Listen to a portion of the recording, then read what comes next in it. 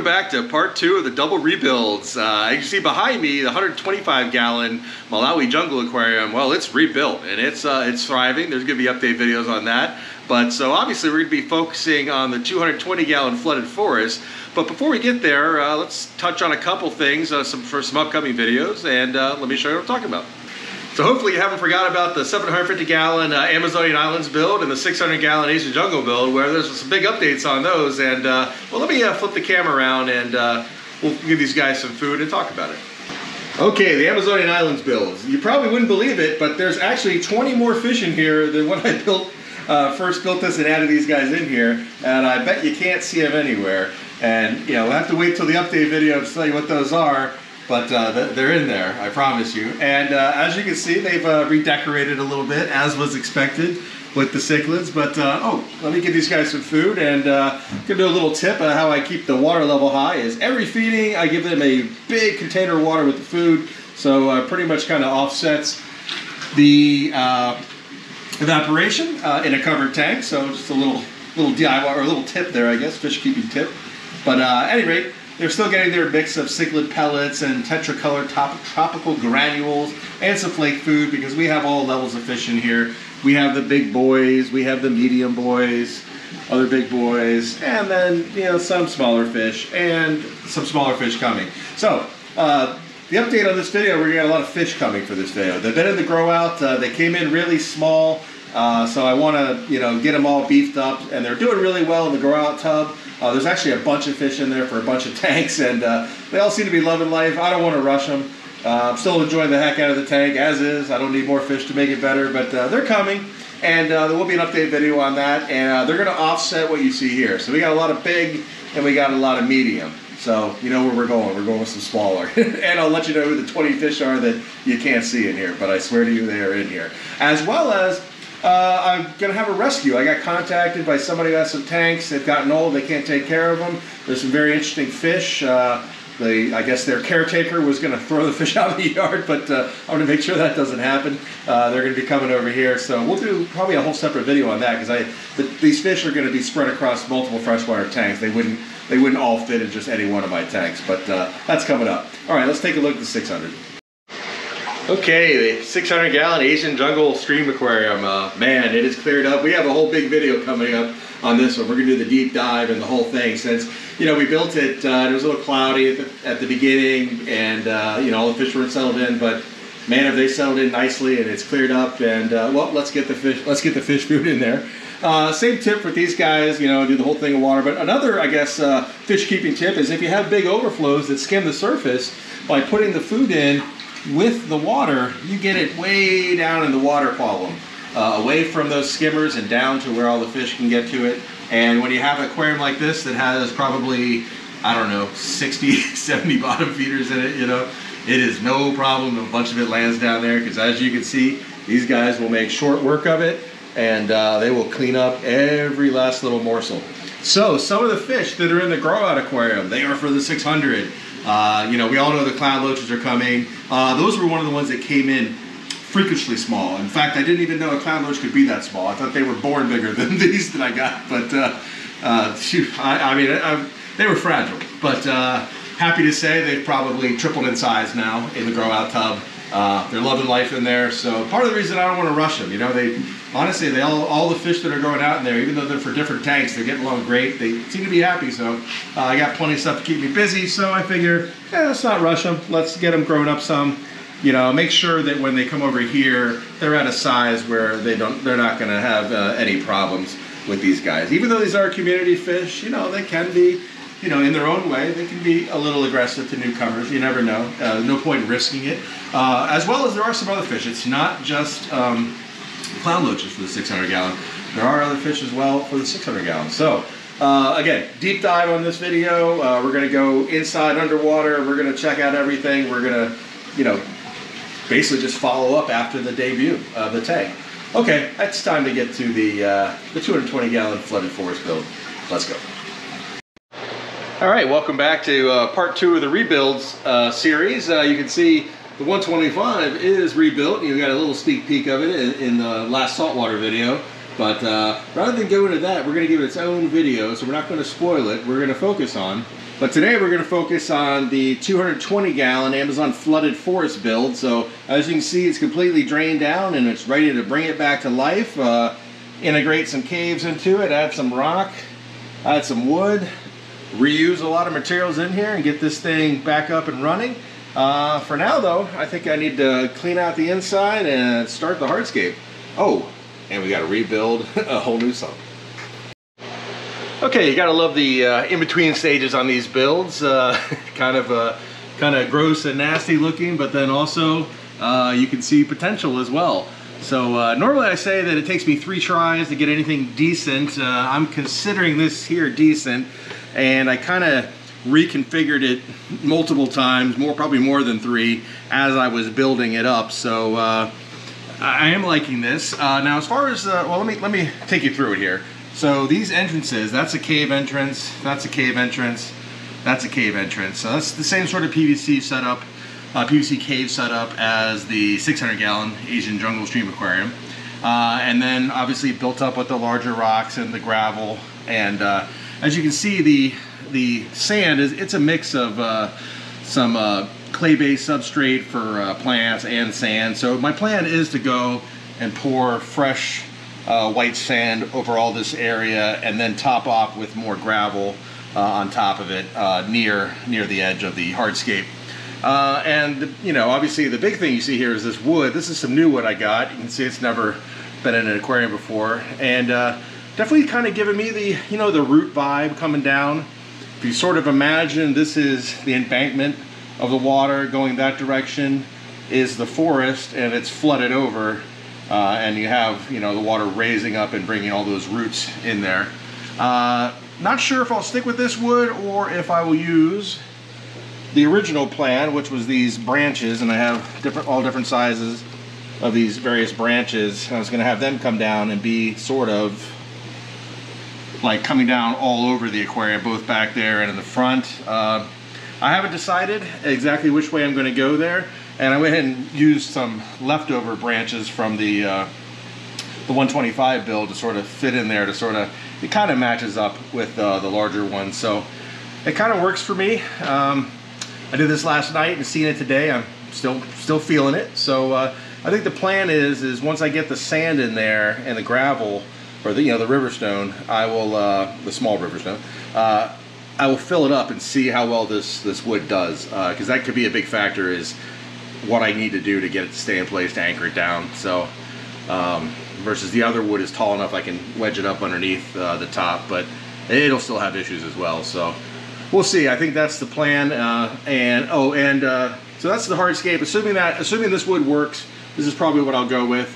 And then I think for the plants, to soften it up, like I said, I just want to have grasses. I think just like jungle val in the back, just, you know, taller grasses, and then smaller grasses in the front, you know, maybe dwarf sage or micro sword, something like that. Just I don't want to have a lot of big plants growing up. I want it to be like a river embankment just with sort of, you know, grass type you know, stuff growing on it. Nothing too overly substantial. So we'll see. So next step is I'm going to get the sand and that gravel in there, get some water in there, and then we'll take a look. All right, a little change of plans with the 220. I'm going to actually pull out all of the wood that's in there. Well, let me show you what I'm talking about here. So rather than fill it up now and see what floats up and everything, I'm going to pull all that wood out. I'm going to be adding this fluorite dark to the back area, up in the back behind there. There's going to be sand on top, but I'll do a layer of fluorite on top of the rock that's already there. Then we'll have the fluorite, then we'll have the sand, and then we're going to get a fresh layer of sand all down here. And so we've got the fluorite, we got the sand, and then I've got a couple of buckets full of the smaller river rock. And then we'll get the sand down, then we'll get the river rock positioned all around it. And then if I get the okay from my assistant, then we'll fill it up and we'll start working with the wood. Okay, as you can see, I did pull up all the wood and I have it all being pushed down in the water to submerge it, so it's all getting nice and waterlogged. And you can see most of this has already dropped down to the bottom. In fact, I think all of it has. I don't see any floating up there. So we've got all the small wood that was in those cracks waterlogged. I think most of this is as well. And you can see that the fluorite is in there, the sand is in the top. We've added the smaller rock around the areas in the bottom. So basically this is pretty much ready for me to go ahead and put the wood back into position. But before I do that, I'm going to start working on the sump. So I've taken the media out of the old acrylic sump.